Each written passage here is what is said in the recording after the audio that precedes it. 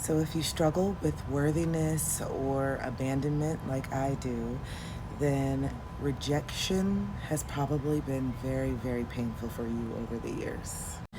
And it's so painful because we tie our worth to being chosen by the job, by the partner, by the friendship group, whatever it is that you're wanting to be a part of. For me, rejection around relationships and men have been the most painful forms of rejection that I've ever experienced. And I know that that has to do with my father wound and mother wound and all the inner child things. But not knowing that in the past, I see why I had an anxious attachment. That fear of rejection, not being chosen, not being good enough, just took such a hit to my worthiness because I was subconsciously believing that my worth was tied to someone or something outside of myself choosing me.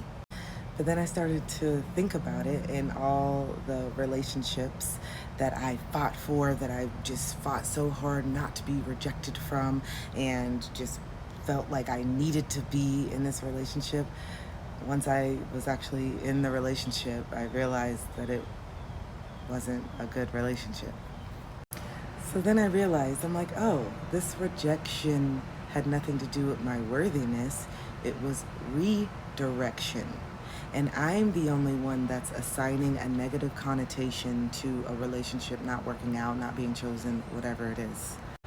So instead of the limited belief in the idea that, oh, because this person didn't choose me means that I'm not good enough, I decided to reassign rejection as, whew, dodged a bullet.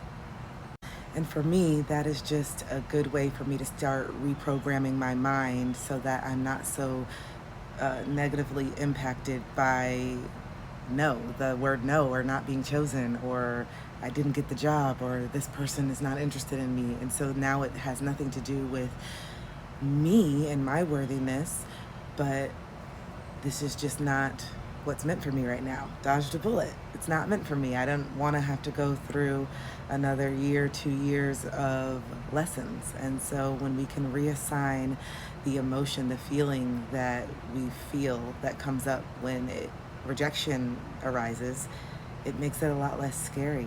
And it makes us a lot less fixated on why we weren't chosen.